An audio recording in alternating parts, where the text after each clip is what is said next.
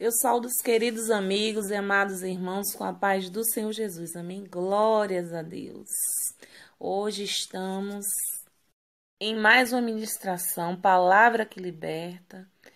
Estamos assim meditando sobre os frutos do Espírito. Uma palavra do coração de Deus para o meu e o teu coração. Amém? E vamos estar meditando no livro de Gálatas. Capítulo 5, versículo 22. E a palavra nos diz: mas o fruto do Espírito é amor, alegria, paz, paciência, benignidade, bondade, fé, mansidão, domínio próprio. Contra essas coisas não há lei. E os que são de Cristo crucificam a sua carne contra as paixões e concupiscências. Se vivemos em espírito, andemos também em espírito. Não sejam cobiçosos de vanglória, irritando-se uns aos outros, invejando-vos uns aos outros. Amados, como estamos falando em obediência e santidade, eu achei por bem, aleluia, estar falando sobre os frutos do Espírito Santo. E a palavra está aqui nos mostrando quais são os frutos do Espírito. Semana passada já demos início a este assunto e vamos estar também falando quais são os frutos da carne. Em algumas traduções, a Bíblia fala um pouquinho diferente. Fala que é o amor, gozo, paz, longanimidade, benignidade, etc. Mas quando formos olhar, são sinônimos. Então, amados, nós que andamos em espírito, que vivemos em espírito, buscando a novidade de vida, precisamos ter em nós os frutos do Espírito Santo. E que frutos são esses? São aquilo que aparece em nós como manifestação do poder de Deus. É a manifestação do Espírito Santo de Deus em nossas vidas. Então, como aqui eu acabei de ler, o amor, a alegria, paz, né? Precisamos ser longânimes, que é o mesmo que paciente, bondosos, afetuosos, termos fé, mansidão. Interessante que mansidão é um fruto difícil de muitas vezes termos, manifestarmos. Pessoa que diz assim, quer me conhecer, pise no meu calo. Mas não é assim que Jesus diz. Ele disse, aprendei de mim, que sou manso e humilde de coração, e achareis descanso para a vossa alma. Então precisamos ser como Jesus. Precisamos ser como Jesus, mansos e humildes. E a palavra continua aqui nos dizendo que domínio próprio é um dos frutos, né? Dominarmos a nossa natureza, a nossa carne, no sentido de não explodirmos por qualquer coisa, antes sermos pacientes. E a palavra continua nos falando para crucificarmos a nossa carne contra as paixões. Ou seja, Jesus, ele nos comprou com o seu precioso sangue. Nós morremos com Cristo e ressuscitamos com Cristo no batismo.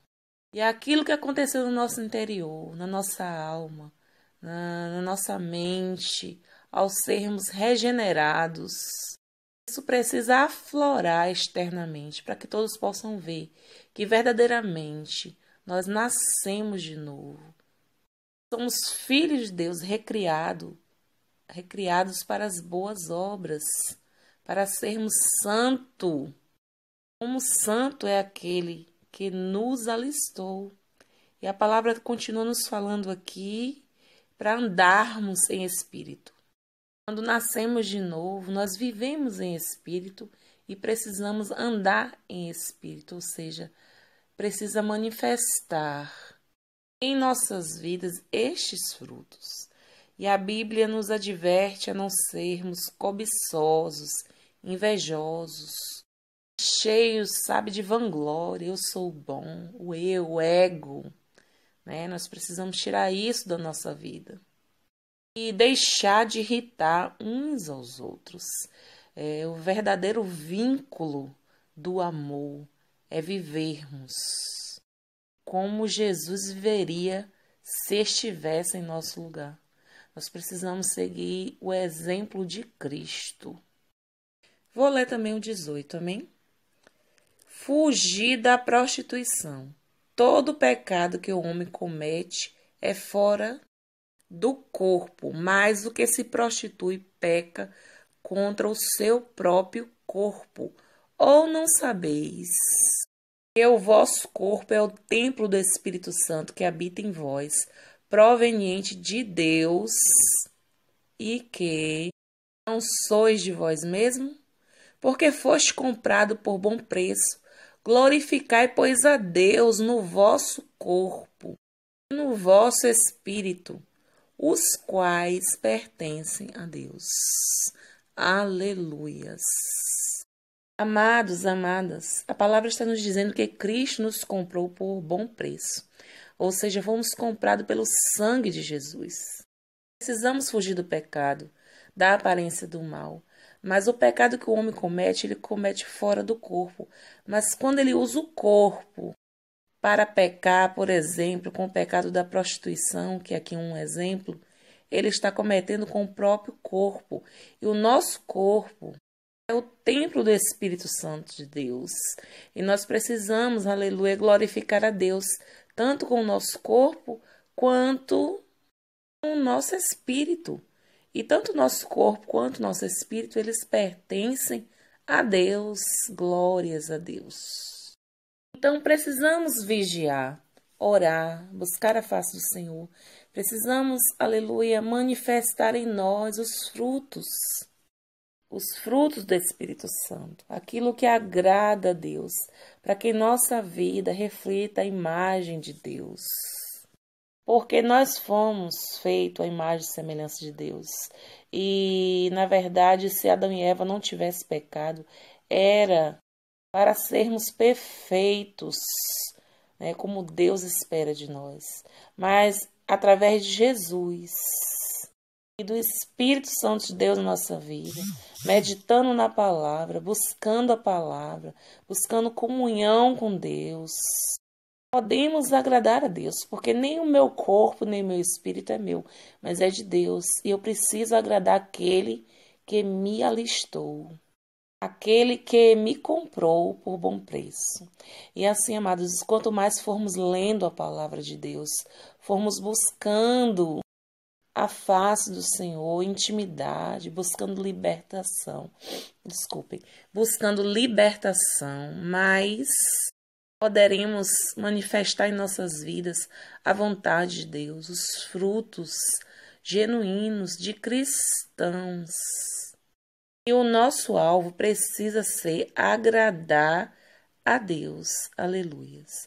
E quando estamos lendo, meditando na palavra, nos alimentando o nosso espírito da palavra, mais o nosso espírito vai se fortalecendo. Porque, na verdade, o alimento do Espírito é palavra de Deus, é oração, é jejum. Porque o jejum irá mortificar a carne e isso fará com que o Espírito fique mais forte. E há uma luta do nosso Espírito contra a nossa carne, porque o nosso Espírito quer obedecer a Deus e nossa carne quer a desobediência. Nossa carne muitas vezes quer se alimentar de quê? De coisas que não agradam a Deus, do pecado.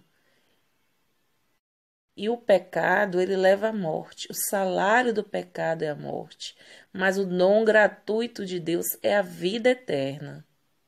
E quando estamos assim, como eu ia dizendo, meditando na palavra de Deus, encontramos aquela passagem que diz: ora, pois agora permanece a fé, a esperança e o amor. E o mais importante desses é o amor.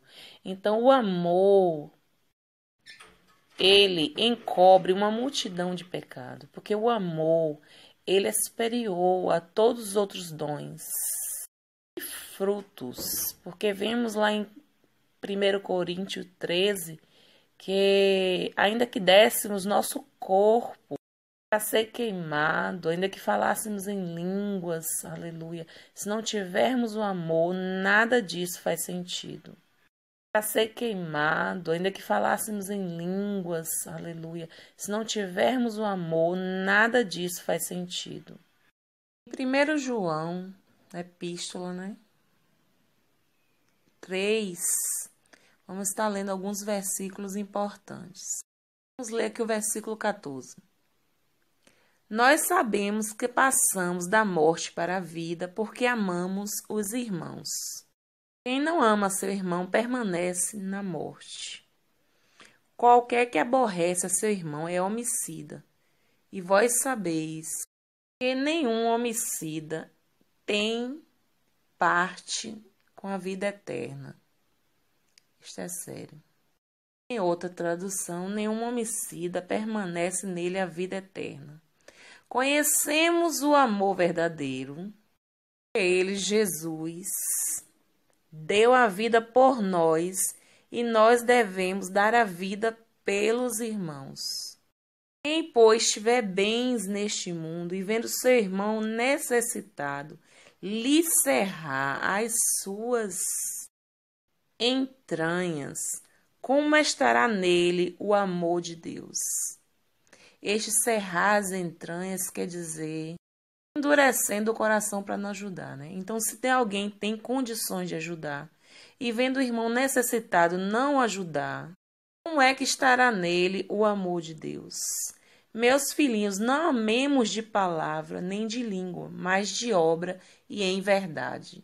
Então, amados, isto aqui é forte. Aquele que odeia é aquele que não ama. E aquele que ama, ele socorre a quem precisa. A ordem de Deus para as nossas vidas é que amemos de verdade e não só de palavras. Estes versículos, eles estão condizentes com o mesmo que está lá em Tiago, quando começamos essas ministrações. Foi uma das primeiras pregações desta série Palavra que Liberta e vamos estar analisando agora. Quando começamos essas ministrações, nós lemos Tiago 2 e eu vou estar agora lendo mais alguns versículos.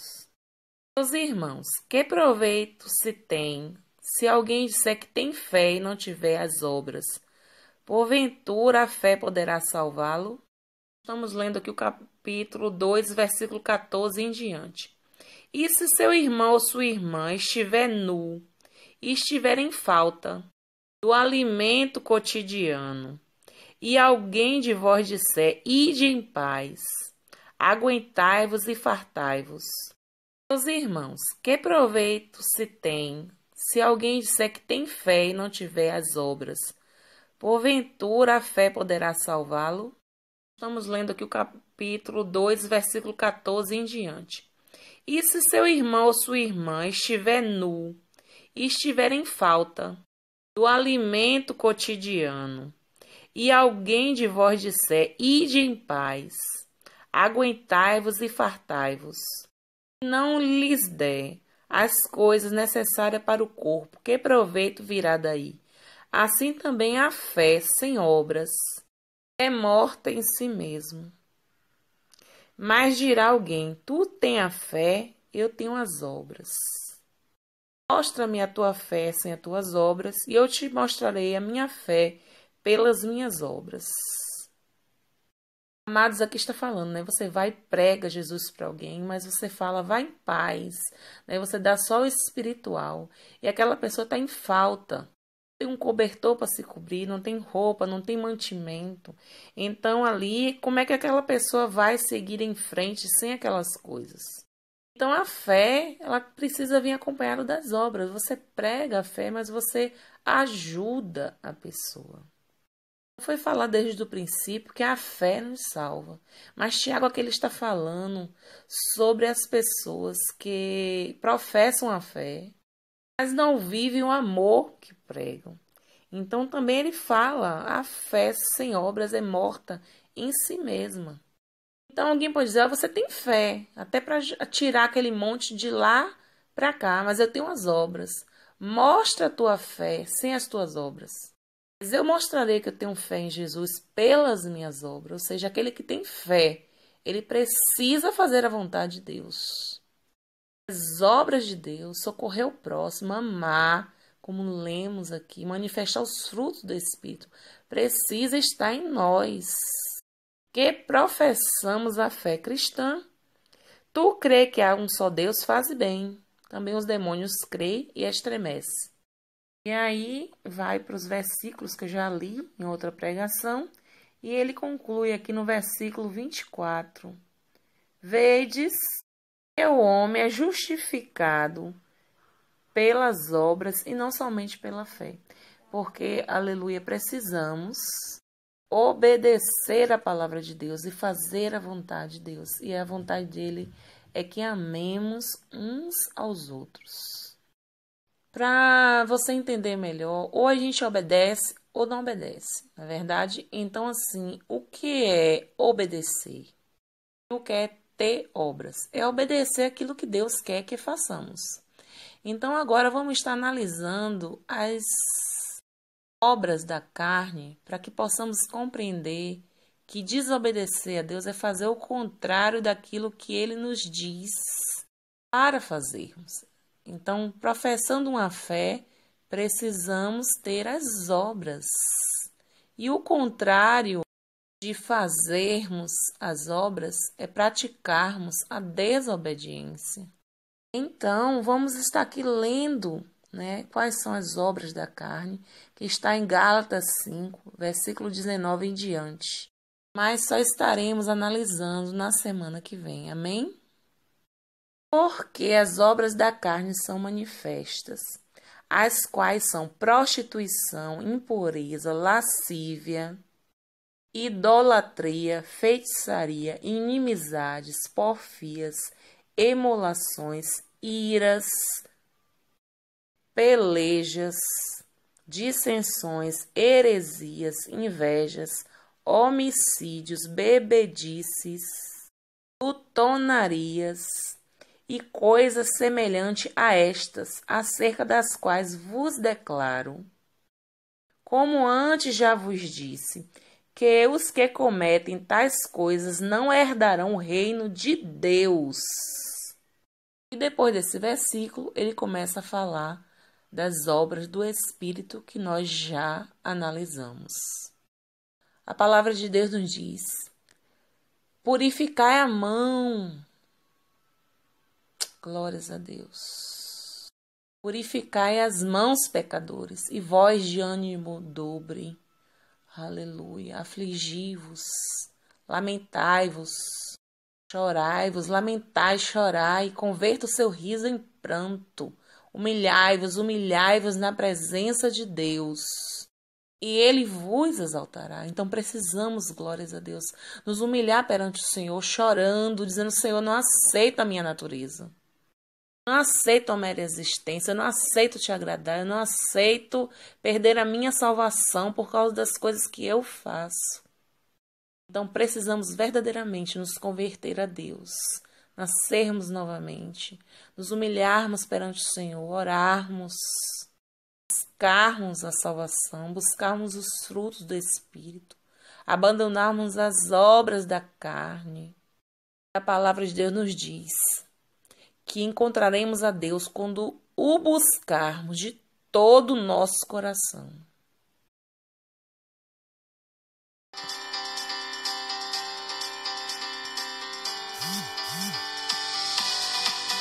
Glórias a Deus. O maior dom é o amor. Um dos maiores frutos do Espírito é o amor. Nós precisamos amar a Deus sobre todas as coisas e ao nosso próximo, ao nosso irmão, como a nós mesmos. Quem é o meu próximo? É quem estiver mais próximo. É quem eu puder ajudar. É a minha família, são os meus irmãos, os meus vizinhos, aqueles que eu encontro na rua. E quando eu falo encontro, é aquele que encontramos casualmente, mesmo sem conhecer, mas que Deus acaba trazendo para perto de nós, para que possamos estender a mão. Deus é maravilhoso. Glórias a Deus.